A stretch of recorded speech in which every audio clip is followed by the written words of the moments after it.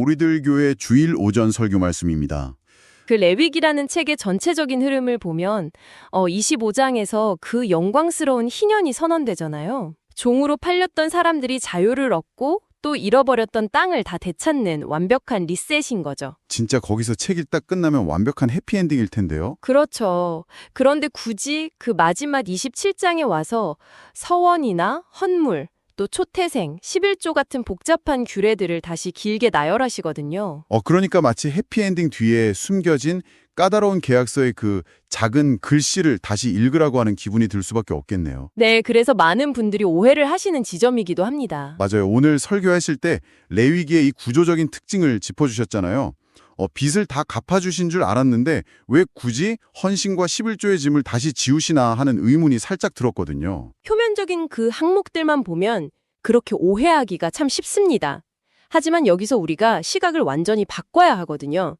27장은 새로운 빚을 지우는 청구서가 절대 아닙니다. 오히려 그 감당할 수 없는 빚에서 풀려나 생명을 얻은 사람들이 이제 이 세상에서 어떤 가치관으로 살아야 하는지를 알려주는 거죠. 아, 가치관과 정체성이요? 네, 자신의 소유를 어떤 눈으로 바라보며 살아가야 하는지 그 새로운 삶의 방식을 재정립해 주시는 아주 중요한 결론부입니다. 그러니까 은혜를 받은 자의 매뉴얼이라고 할 수 있죠. 아, 은혜 이후에 회복된 자의 삶의 방식이라. 네, 첫 번째가 바로 초태생에 관한 이야기입니다. 오늘 말씀에서는 우리가 하나님께 서원할 수 없는 것, 즉 바치겠다고 약속조차 불가능한 그 초태생, 처음 난 것에 대한 이야기로 시작하셨죠. 그렇습니다. 레위기 27장 26절에 아주 분명히 명시되어 있어요. 오직 가축 중에 처음 난 것은 여호와께 드릴 첫 것이라 누구든지 그것으로는 성별하여 드리지 못할 것이며 이렇게요. 첫 것이라는 건 단순히 순서상의 첫 번째를 넘어서 가장 귀하고 상징적인 것을 의미하잖아요. 네, 맞아요. 그런데 왜 하나님은 그 가장 좋은 것을 서원 예물로 드리지 못하게 원천 봉쇄하셨을까요? 그 이유를 알기 위해서는 출애굽기 13장의 유월절 사건을 떠올려 봐야 합니다. 아, 장자 죽음의 재앙에서 어린 양의 피로 이스라엘 백성들이 살아난 그 사건이요? 네, 맞습니다. 생명을 구해준 것과 이건 처음부터 내 것이니 넌 바칠 자격조차 없다고 하시는 건 조금 다르지 않나요? 결이 다르다고 느끼시는군요. 네, 소유권 자체를 부정하시는 건 좀 결이 다른 문제 같아요. 구해주셨으니 오히려 우리가 감사해서 막 바치겠다고 하는 게 더 자연스러워 보이거든요. 바로 그 지점이 현대인들이 신앙생활을 하면서 가장 많이 놓치는 부분입니다. 이게 단순한 구출 작전이 아니라 소유권 이전의 법정 메커니즘이거든요. 소유권 이전이요? 네, 유월절 사건을 보면 원래 이스라엘의 장자들과 처음 난 짐승들은 공의의 법정에서 애굽인들과 똑같이 사망이라는 형벌이 확정된 상태였어요. 아, 원래는 똑같이 죽어야 할 자들이었죠? 그렇죠. 그런데 하나님이 어린 양의 피라는 아주 합법적이고 완벽한 대가를 지불하고 그들의 생명을 사오신 겁니다. 아, 그러니까 단순히 목숨만 살려주신 게 아니라 피라는 값을 지불하고 생명의 소유권을 완전히 매입하셨다는 뜻이군요. 정확합니다. 합법적으로 구매하셨기 때문에 태에서 처음 난 모든 것은 다 거룩히 구별하여 내게 돌리라. 이는 내 것이니라. 이렇게 선언하시는 거죠. 와, 그렇게 연결이 되는 거였군요. 우리는 흔히 헌신을 이야기할 때 내가 가진 100 중에서 10이나 20을 떼어서 하나님께 예쁘게 포장해 드린다고 생각하잖아요. 그렇죠. 내 것을 드린다고 보통 생각하죠. 하지만 초태생의 규례는 그 전제 자체를 무너뜨립니다. 애초에 그 100 전체가 당신의 소유가 아니라는 법적인 확인인 셈이에요. 그 어린아이가 부모님 신용카드로 아주 비싼 선물을 결제해서 부모님 생신에 드리면서 제가 샀어요 하고 막 생색내는 모습 있잖아요. 아, 네. 그 비유 참 적절하네요. 사실 결제는 부모님이 다 하셨는데 아이는 자기 소유를 내어준 것처럼 막 뿌듯해하잖아요. 맞아요. 우리도 자꾸 내가 내 소유와 시간을 들였다 이렇게 포장하지만 실상은 원래 주인의 것을 잠시 맞다다가 되돌려 드리는 것일 뿐이라는 그 말씀이 참 부끄러우면서도 와, 뼈 아프게 다가오더라고요. 바울이 고린도전서에서 너희는 너희 자신의 것이 아니라 값으로 산 것이 되었으니 라고 말한 구절이 정확히 이 소유권의 변화를 뜻하는 겁니다. 아, 값으로 산 것이 되었다? 네, 우리는 결코 하나님께 무언가를 선심 쓰듯 베푸는 시혜자가 될 수 없다는 걸 꼭 기억해야 해요. 그런데요, 소유권이 나에게 없다는 건 논리적으로 이해가 쏙쏙 됩니다. 하지만 우리가 신앙생활을 하다 보면 그래도 내가 자원해서 내 몸과 시간을 바치는 그 자발적인 헌신이라는 게 분명히 있지 않습니까? 네, 그렇죠. 아예 내가 드릴 수 있는 게 아무것도 없다고 하면 신앙이 너무 수동적이 되는 것 같고 내 자유의지로 주님을 사랑해서 드리는 마음마저 부정당하는 것 같아서 약간 반발심이 생기기도 하거든요. 그 인간적인 갈등과 방어 기제가 작동하는 바로 그 지점에서 오늘 설교가 아주 무겁고 충격적인 개념으로 넘어갔죠. 아, 헤렘 말씀이시죠? 네, 맞습니다. 구약 성경에서 헤렘은 온전히 바쳐진 것을 의미하는데요. 이게 우리가 방금 말한 일반적인 자원 예물이나 헌금과는 차원이 전혀 다른 단어입니다. 이 헤렘으로 선언된 것은 물을 수도 없고 값을 매겨서 대신할 수도 없다고 하셨어요. 그리고 생명일 경우에는 반드시 죽여야 하는 철저한 진멸의 상태를 뜻한다고 이렇게 말씀하셨죠. 왜? 하나님의 절대적인 주권 아래로 완전히 귀속되면서 이 세상에서는 소멸되어야 하는 상태를 말합니다. 우리가 왜 여리고성 함락 때 아간이 헤렘으로 선언된 전리품 훔쳤다가 일가족이 멸망한 사건은 어릴 때부터 주일학교에서 진짜 많이 들었잖아요. 아주 대표적인 헤렘 사건이죠. 예전에는 그저 하나님과 도둑질하면 크게 벌 받는다 이 정도로만 생각했거든요. 그런데 오늘 헤렘이 반드시 죽여야 하는 철저한 진멸이라는 진짜 무게를 알고 나니까 좀 심각한 의문이 듭니다. 주님 내 삶을 바칩니다. 나를 헌신합니다. 이렇게 막 눈물을 흘리며 고백하곤 하잖아요. 네, 그런 찬양과 고백 많이 하죠. 그런데 오늘 말씀대로라면 그 기도가 사실상 저를 온전히 불태워 진멸해 주십시오라고 기도하는 셈이 되는 건가요? 사랑의 하나님이라면서 왜 이렇게 무시무시한 진멸의 개념을 두셨는지 무섭고 혼란스럽거든요. 그 두려움과 혼란을 느끼는 것이 십자가의 복음을 제대로 이해하기 위한 필수적인 관문이라고 할 수 있어요. 현대 그리스도인들은 하나님의 거룩하심을 너무 가볍게 인간적인 수준의 도덕적 깨끗함이나 선함 정도로 축소해서 생각하는 경향이 있거든요. 아, 그냥 착하고 죄 없는 분 정도로요? 하지만 하나님의 거룩하심은 사법적인 절대 공입니다. 완벽하게 공의로운 재판관은 범죄자를 불쌍하다는 이유만으로 적당히 덮어주고 무죄의 판결을 내릴 수 없잖아요. 그렇죠. 죄를 그냥 봐주면 재판관 스스로가 불의해지는 거니까요. 맞습니다. 죄에 대한 형벌은 반드시 집행되어야만 공의가 유지됩니다. 절대적인 거룩함과 공의 앞에서는 어떠한 죄악도 아무리 작은 티끌 같은 죄라도 공존할 수가 없어요. 아, 티끌 같은 죄라도요? 따라서 하나님 앞에 본질상 죄인인 나를 드린다, 온전히 바친다는 것은 공의의 법정에 피고인으로 출석하겠다는 뜻이고 그 법적 판결의 결과는 곧 사형, 즉 헤렘의 집행을 의미하는 겁니다. 그러니까 진멸될 수밖에 없는 게 인간의 진짜 실체라는 거네요. 네, 정확합니다. 잠깐만요. 그렇다면 우리는 헌신이라는 아름다운 포장재로 나 자신을 예쁘게 꾸며서 하나님 앞에 나아갈 자격조차 없는 존재라는 거네요. 그 사실을 깨닫는 게 아주 중요합니다. 스스로 자원해서 바치기는커녕 사실은 그 찬란한 거룩함 앞에서 철저하게 진멸되어야 마땅한 사형수였다는 거잖아요. 우리의 진짜 실체가 그런 거라면 우리에게 대체 무슨 소망이 있습니까? 어떻게 살아남죠? 바로 여기서 복음의 가장 위대한 대속의 메커니즘, 그 십자가의 반전이 등장합니다. 하나님은 당신의 공의를 굽히지 않으시면서도 우리를 살릴 방법을 찾아내셨어요. 설교 중에 갈라디아서 3장 13절을 인용하셨죠. 아, 네, 기억나요. 그리스도께서 우리를 위하여 저주를 받은 바 되사 율법의 저주에서 우리를 성량하셨으니 기록된 바 나무에 달린 자마다 저주 아래에 있는 자라. 이 말씀이요? 네, 맞습니다. 원래 우리가 공의의 법정에서 받아야 할 그 끔찍한 사형 선고, 피할 수 없는 헤렘의 형벌을 하나님이 그냥 못 본 척 무효화하신 게 절대 아닙니다. 형벌을 취소하신 게 아니군요. 네, 형벌은 아주 정확히 집행되었습니다.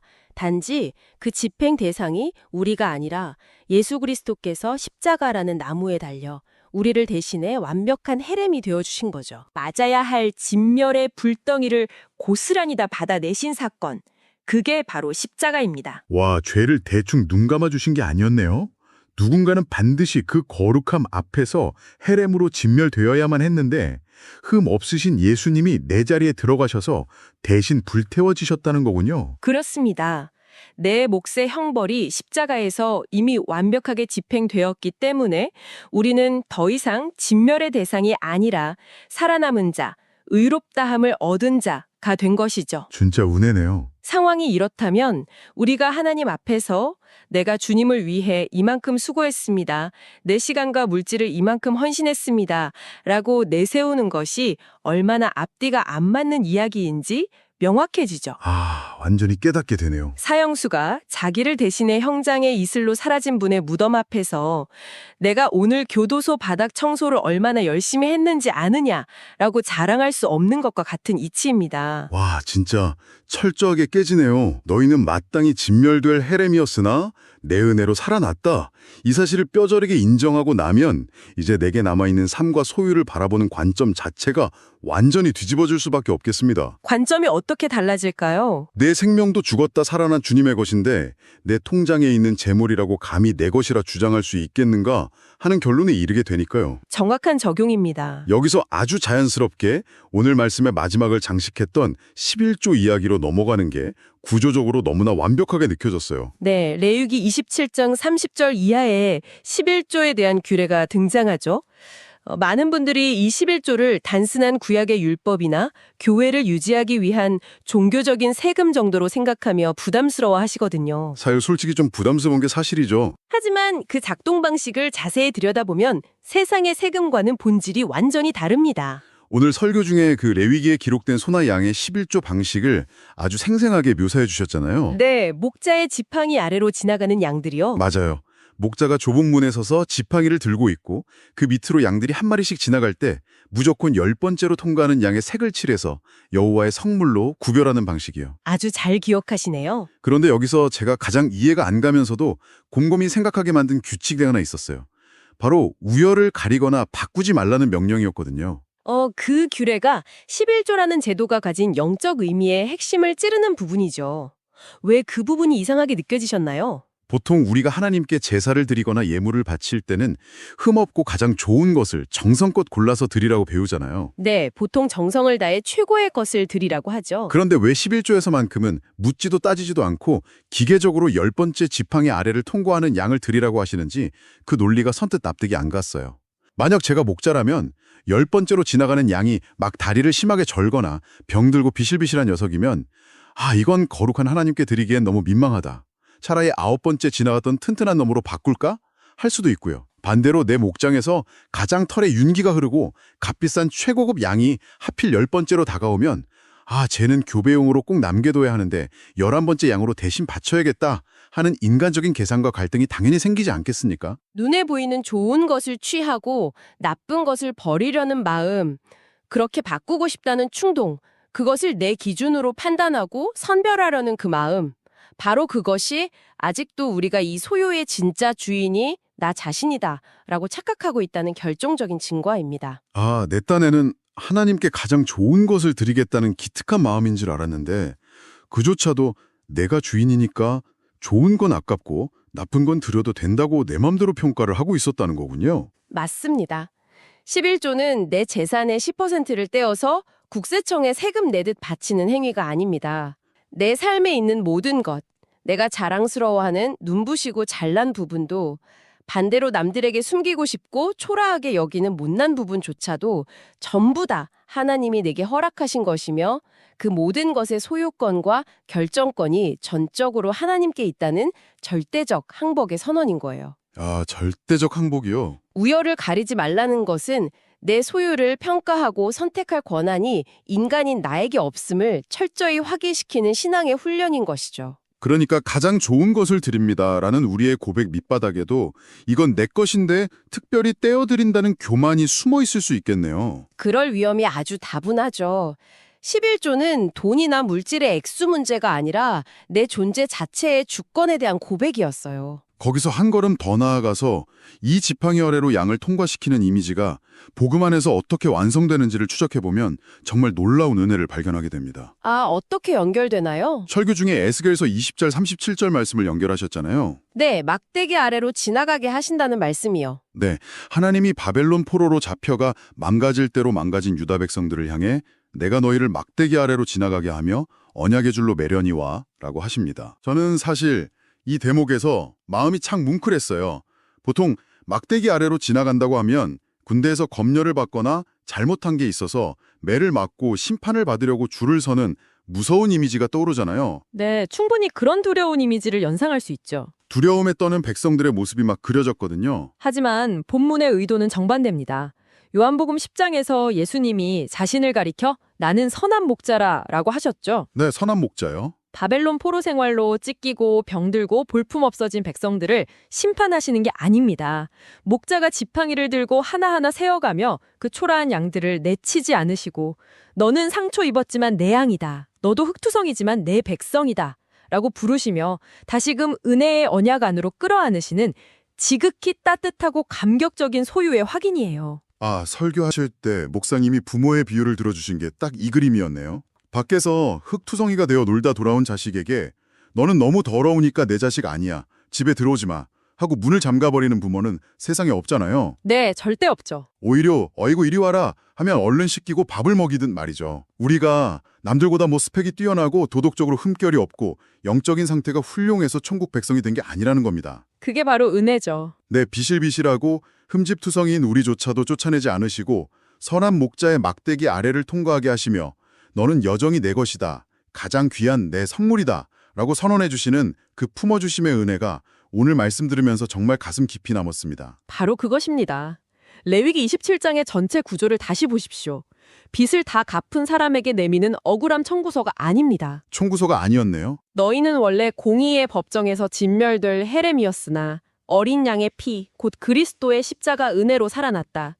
이제 너희는 고아처럼 버려진 존재가 아니라 내 지팡이 아래에서 영원한 보호와 공급을 받는 온전한 나의 양이다. 이것을 선언하시는 거예요. 와, 진짜 감격스럽네요. 이것은 우리를 올가매는 율법이 아니라 성도에게 주어지는 가장 영광스러운 정체성의 확인서인 것입니다. 네, 오늘 레위기의 마지막 장을 이렇게 관통하면서 우리가 무언가를 바치고 생색내려 했던 어설픈 헌신의 실체를 정확히 짚어보았습니다. 네, 우리의 민낯을 보게 되었죠. 헌신과 11조는 율법의 압박에 못 이겨 억지로 짜내는 의무가 아니라 나 대신 헤렘 대신 은혜를 깨달은 자, 그리고 선한 목자의 막대기 아래로 부름받은 자만이 드릴 수 있는 가장 기쁜 항복이어야 한다는 것을 깊이 배웠습니다. 네, 저도 오늘 참 많은 묵상을 하게 되네요. 여러분 오늘 함께 나눈 이 놀라운 말씀을 가지고 한 주간 어떤 묵상으로 살아가야 할까요? 만약 내일 아침 여러분이 삶에서 가장 잃고 싶지 않은 너무나 소중하게 움켜쥐고 있는 바로 그것이 하나님이 지팡이 아래로 부르시는 10번째 양이라면 어떨까요? 참 쉽지 않은 질문이네요. 그것이 나의 든든한 통장 잔고일 수도 있고 직장에서 힘겹게 쌓아 올린 커리어일 수도 있고 혹은 내 목숨보다 아끼며 키우는 자녀일 수도 있습니다. 우리는 과연 우열을 가리거나 머뭇거리며 다른 것으로 슬쩍 바꾸려 하지 않고 주님, 이 모든 것이 원래부터 주님의 것입니다라고 기꺼이 손을 펴고 올려드릴 수 있을까요? 내 것이 아니니 선한 목자이신 주님께서 친히 가장 선한 길로 책임지실 것을 믿어야겠죠. 이 말씀을 붙들고 한 주간도 승리하십시오.